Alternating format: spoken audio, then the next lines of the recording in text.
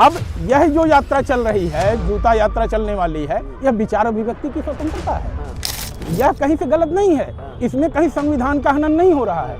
लेकिन कहीं और जूता चल जाता है तो उसकी निंदा होती है, उसका विरोध होता है, और कुछ लोग तो उसे कहते हैं कि भाई अब उसका लाइसेंस भी रद्द कर दो। सारी चीज़ें विचार अभिव्यक्ति वाले जो है, संविधान प्रेमी लोग जो है, या कैसे संविधान को मानने वाले, नीले झंडे को मानने वाले लोग हैं, जो बाबा साहब की मूल आत्मा को ही नहीं समझ रहे हैं। जूता मारना क्या अम्बेडकर ने सिखाया था? ये कैसी भीम आर्मी है? भीम का इससे क्या लेना देना है? यह सही मायने में जिंदगी है और कुछ नहीं है। इस तरह से दलित जगह है। आप एक चीज देखिए, 2024 के लोकसभा चुनाव को देखिए, दलित नेता या दलित वोटर कहीं न कहीं दिग्भ्रमित था कि अब हम जाएं कहाँ, क्योंकि बहन जी ने थोड़ा सा जो है ढीला हाथ रखा कि भाई हम राजनीति में हल्के पड़ेंगे, ऐसा कुछ उनका रहा होगा, उनका व्यक्तिगत कारण हो सकता है। लेकिन जब वो जगी हैं तो ये नीले झंडे वाले जो भीम आर्मी अपने आप को घोषित कर रहे हैं, जिनका भीमराव अंबेडकर से कोई लेना देना नहीं है, भीमराव अंबेडकर के बताए हुए रास्तों पे चलने का इनका कुछ सिद्धांत नहीं है कि भाई जब आज़ादी की लड़ाई चल रही थी या जब संविधान बन रहा था, दोनों ही समय को अगर हम कंसीडर करेंगे तो आज़ादी की लड़ाई में एक दल था जिसको गरम दल कहा जाता था, और एक दल था जिसको कहा जाता था नरम दल। गरम दल वो था जो अंग्रेजों की नाक में दम कर रखा था कि भाई सावरकर ने 27 साल काला पानी सजा काटी। लेकिन नरम दल वालों के लिए क्या हुआ? आगा खां पैलेस खोल करके वो जेल बना दी गई, जिससे तेल निकलवाए गए सावरकर से, वहीं पर किसी को किताब लिखने को दे दी गई, और जो किताब लिखने को पाए वो देश के चाचा जी, पिताजी और बाबा जी बन गए। किताब निकालिए इतिहास की, कहीं भी एक पन्ना मुझे दिखा दीजिए या अखबार का कोई एक टुकड़ा दिखा दीजिए जिससे नरम दल के किसी एक कार्यकर्ता की, एक चाचा जी, बाबा जी, पिताजी, किसी की उंगली भी टूटी हो। अगर उंगली टूटने का एक भी फोटो हो या वीडियो हो तो मैं बता दूंगा कि भाई मैं माफ़ी मांग लूंगा कि भाई अनिल मिश्रा किसी की तरफ से मैं माफ़ी मांग रहा हूं अगर अनिल मिश्रा जी ने कुछ ऑब्जेक्शनेबल कहा है। किसी को झुकने की आवश्यकता यहाँ पर नहीं है। बात है हर तक सच्चाई पहुँचे और उस सच्चाई को स्वीकार करे। जितना ही सत्य सामने पहुँचेगा उतना ही लोगों का नज़रिया भी बदलेगा, मेरा ऐसा मानना है। और नज़रिया बदलना चाहिए, किसी को झुकने की, चाहे सवर के झुकने की या दलित के झुकने की कोई आवश्यकता नहीं है। देखिए, इतिहास में जो अनिल मिश्रा जी के ऊपर FIR हुई है वह एक मील का पत्थर साबित होगा। जितना ही इस मामले को तूल विपक्ष देगा, यह मामला उतना ही मीडिया में रिपोर्ट होगा। यह रिपोर्ट इसलिए हो रहा है कि विपक्ष ने इसको तूल दिया या जातिवादी पार्टियों ने इसको तूल दिया। अगर यह मामला अनिल मिश्रा की FIR तक सीमित हो जाता तो शायद ग्वालियर से बाहर भी ये बात नहीं आती।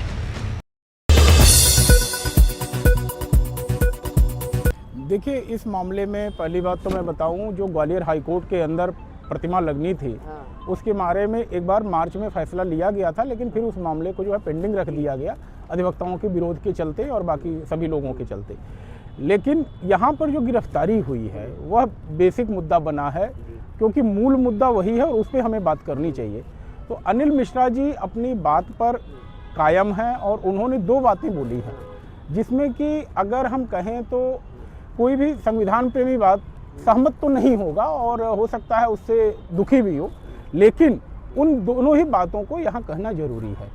उन्होंने अंबेडकर के बारे में कहा कि वह एक गंदा व्यक्ति था, और दूसरा जो है अंग्रेजों के प्रति समर्पित थे या अंग्रेजों के दलाल की तरह, इस तरह का शब्दों का प्रयोग किया।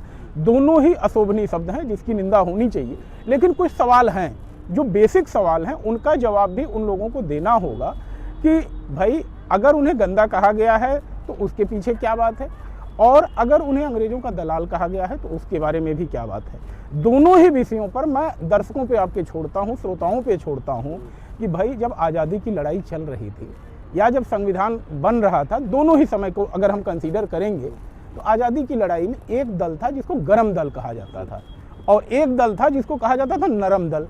गरम दल वो था जो अंग्रेजों की नाक में दम कर रखा था, और अंग्रेज हर जगह उनसे मार खाते थे, हर जगह पिटते थे, हर चौराहे पे जो है उनकी पिटाई होती थी, और उसके चलते उनको जो है जेल और यातनाएं झेलनी पड़ती थी। लेकिन सर, गरम दल अगर आप अनिल मिश्रा जी को बता रहे हैं तो गरम दल वाले जल्दी से फांसी भी चढ़ जाते थे। मैं आपकी बात पे ही आ रहा हूँ कि भाई सावरकर ने 27 साल काला पानी सजा काटी, लेकिन नरम दल वालों के लिए क्या हुआ? आगा खां पैलेस खोल करके वो जेल बना दी गई, जिससे तेल निकलवाए गए सावरकर से, वहीं पर किसी को किताब लिखने को दे दी गई, और जो किताब लिखने को पाए वो देश के चाचा जी, पिताजी और बाबा जी बन गए। मतलब इससे बड़ा दुर्भाग्य क्या हो सकता है कि जब आज़ादी की लड़ाई चल रही थी तो एक दल को यह मौका मिल रहा था कि संविधान किताबें लिखे जेल के अंदर, बैडमिंटन खेले, और जेल की बजाय उसे एक महल के अंदर रखा जा रहा था। तो इन सभी बातों पे तो एक बात स्पष्ट होती है कि भाई नरम कौन था? अंग्रेज उनके प्रति नरम थे या अंग्रेजों के प्रति वो नरम थे? और अगर नरम नहीं थे तो अंग्रेजों का रुख नरम क्यों था उनके प्रति?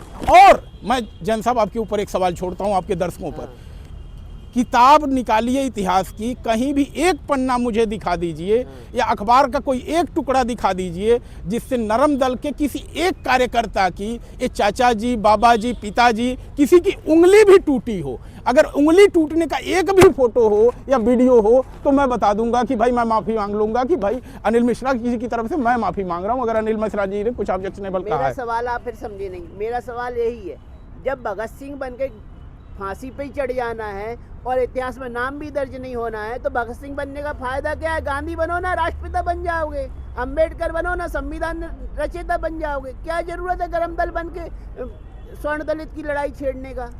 देखिए, जातिवादी लड़ाई जानबूझ करके एक निहित हितों के लिए कलर उसको दिया जा रहा है। जहां देश एकत्र हो रहा है, जाति धर्म को भूल करके राष्ट्र के विकास में आगे बढ़ रहा है, और सरकार, संघ और बाकी संगठन जितने भी हैं देश को एक करने में लगे हैं, कुछ लोग हैं जो समाज को तोड़ना चाहते हैं, और जो समाज संगठित होकर के राष्ट्र विरोधी शक्तियों का मुकाबला कर रहा है उसको कहीं न कहीं कमजोर करने की दिशा में यह प्रयास हो रहा है। देखिए, अगर दलित वर्ग से स्वर्ण या स्वर्ण वर्ग से दलित होगा तो राष्ट्र टूटेगा। अब ये आपको डिसाइड करना है कौन झुकता है, क्योंकि ताली तो दोनों हाथ से बजती है। अब अंबेडकर का विरोध करने वाले झुकते हैं, अंबेडकरवादी झुकते हैं, क्योंकि यहाँ तो दोनों का झुकना पॉसिबल नहीं है। सब अपने आप को बड़ा बता रहे हैं। देखिए, किसी को झुकने की आवश्यकता यहाँ पर नहीं है। बात है हर तक सच्चाई पहुँचे और उस सच्चाई को स्वीकार करे। जितना ही सत्य सामने पहुँचेगा उतना ही लोगों का नज़रिया भी बदलेगा, मेरा ऐसा मानना है। और नज़रिया बदलना चाहिए, किसी को झुकने की, चाहे सवर्ण के झुकने की या दलित के झुकने की कोई आवश्यकता नहीं है। जी, भीम आर्मी ऐलान कर चुकी है 15 तारीख को 1 लाख से भी ऊपर के लोग उनके इकट्ठे हो रहे हैं, जूता लेके जा रहे हैं अनिल मिश्रा जी के यहाँ। क्या कहेंगे कि जूता पार्टी ऐसी चलती रहेगी? पहले सुप्रीम कोर्ट में जूता पार्टी हो गई, अब ग्वालियर के अनिल मिश्रा जी के ऊपर जूता बरसाने का पूरा प्लान तैयार कर लिया गया है भीम आर्मी के द्वारा। जैन साहब, एक बात मैं कहूँ, ये विचार अभिव्यक्ति की स्वतंत्रता जो है ना, एक ऐसी किताब है जो अपने अपने हिसाब से लोग व्याख्या करते हैं। अब यह जो यात्रा चल रही है, जूता यात्रा चलने वाली है, यह विचार अभिव्यक्ति की स्वतंत्रता है। यह कहीं से गलत नहीं है, इसमें कहीं संविधान का हनन नहीं हो रहा है। लेकिन कहीं और जूता चल जाता है तो उसकी निंदा होती है, उसका विरोध होता है, और कुछ लोग तो उसे कहते हैं कि भाई अब उसका लाइसेंस भी रद्द कर दो, सारी चीज़ें। तो विचार अभिव्यक्ति वाले जो है, संविधान प्रेमी लोग जो है, या कैसे संविधान को मानने वाले, नीले झंडे को मानने वाले लोग हैं जो बाबा साहब की मूल आत्मा को ही नहीं समझ रहे हैं। जूता मारना क्या अंबेडकर ने सिखाया था? ये कैसी भीम आर्मी है? भीम का इससे क्या लेना देना है? यह सही मायने में गुंडई है और कुछ नहीं है। अरे मिश्रा जी, इस बात तो है ना, उनके भगवान का अपमान किया जा रहा है, उनकी मूर्ति को नहीं लगने दिया जा रहा है, तो उनके श्रद्धालु तो आएंगे ना रोड पे, चाहे भीम आर्मी हो या अलग कोई दलित संगठन हो, आएंगे कि नहीं आएंगे? नहीं, देखिए, अगर आप कहेंगे उनके मानने वाले आएंगे, तो आज लखनऊ में 2 दिन पहले एक रैली हुई, और उस रैली में जब जनता जुटी है अपने भगवान के लिए, अंबेडकर क्या थे किसी ने नहीं देखा, लेकिन मायावती क्या थी देखा है लोगों ने, कांशीराम क्या थे देखा है लोगों ने, और शायद उसकी दुकान यूपी में बंद हो रही है इसलिए वो भाग करके ग्वालियर और मध्य प्रदेश में पहुंच रहा है।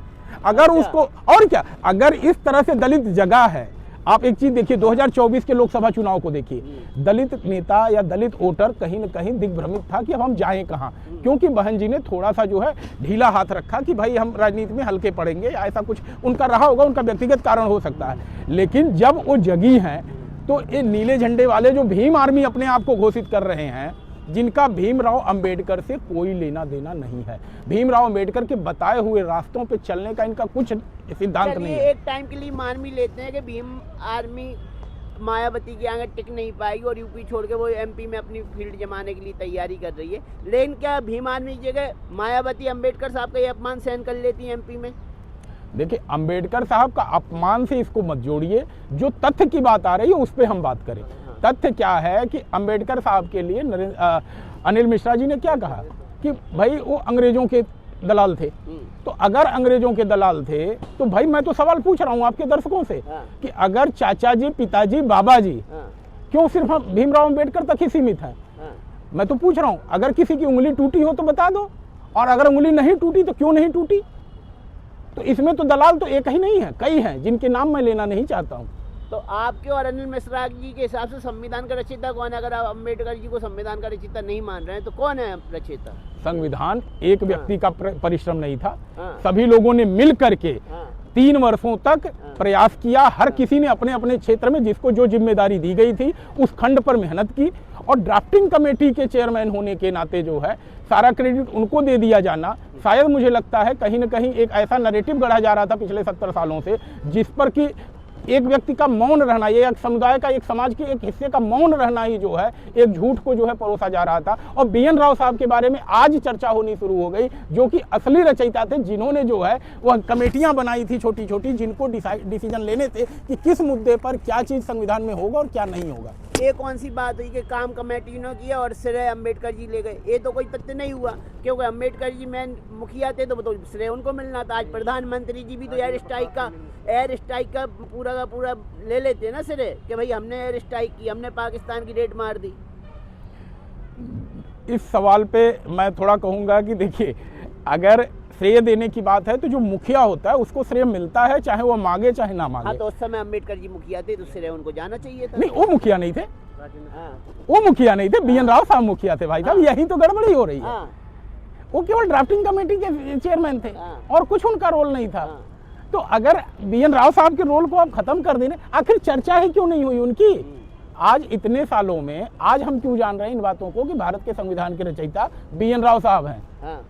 तो इन बातों को, डिबेट की बात है, और डिबेट ना हो, चर्चा ना हो, बहस ना हो, शायद इसीलिए जातिवादी रंग दे करके इस तरह के लोग मुद्दे से भटकाना चाहते हैं।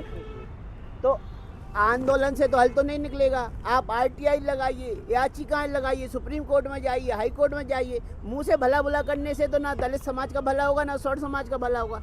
जाहिर सी बात है, राम जी को न्याय मिला तो अंबेडकर जी को भी न्याय मिल जाएगा, BN राव साहब को भी न्याय मिल जाएगा। आप जाते क्यों नहीं है कोर्ट में? याचिका क्यों नहीं लगाते? प्रेस में आके आप केवल मीडिया ट्रायल ही क्यों करना चाहते हैं? एक चीज़ बताऊं जैन साहब मैं आपको, कि हमारे एक राज्यसभा के नेता हैं भारतीय जनता पार्टी के, वो मीडिया में बताते हैं कि चाचा जी ने जो है शपथ ब्रिटिश क्राउन की ली थी, ब्रिटेन की महारानी की शपथ लेकर के प्रधानमंत्री पद धारण किया था। लेकिन उस पे विपक्ष और कांग्रेस के लोग एक भी शब्द बोलते नहीं हैं। क्यों? क्योंकि जानते हैं बोलेंगे तो विवाद होगा, विवाद होगा तो तथ्य सामने आएंगे, और तथ्य सामने आएंगे तो सच्चाई सामने आएगी। और एक चीज बता दूं, ये जो FIR हुई है ना, अपने आप में एक सेल्फ गोल है। क्यों? क्योंकि जो तथ्य अनिल मिश्रा जी ने कहा है वह अदालत की कसौटी पर कसा जाएगा, और जब अदालत की कसौटी पे कसा जाएगा तो क्या सच्चाई है वह जनता तक जाएगा, इसमें कोई दो राय नहीं। अदालत का मैटर रोड पे नहीं आना चाहिए ना, मीडिया ट्रायल नहीं होना चाहिए। आप याचिका लगाइए, अदालत में न्याय होगा। भगवान राम को न्याय मिला तो BN राव साहब को भी न्याय मिलेगा। अगर अंबेडकर असली रचयिता थे तो उनके पक्ष में फैसला आएगा, अगर BN राव साहब असली रचयिता थे उनके पक्ष में फैसला आएगा। देखिए, इतिहास में जो अनिल मिश्रा जी के ऊपर FIR हुई है वह एक मील का पत्थर साबित होगा। जितना ही इस मामले को तूल विपक्ष देगा, यह मामला उतना ही मीडिया में रिपोर्ट होगा। यह रिपोर्ट इसलिए हो रहा है कि विपक्ष ने इसको तूल दिया या जातिवादी पार्टियों ने इसको तूल दिया। अगर यह मामला अनिल मिश्रा की FIR तक सीमित हो जाता तो शायद ग्वालियर से बाहर भी ये बात नहीं आती। आखिर गवई साहब के साथ जो अदालत में हुआ वह मामला कहीं YouTube पे आपको कोई वीडियो नहीं मिलेगी, कोई कंटेंट नहीं मिलेगा, क्योंकि उन्होंने तुरंत वहीं खत्म कर दिया मामले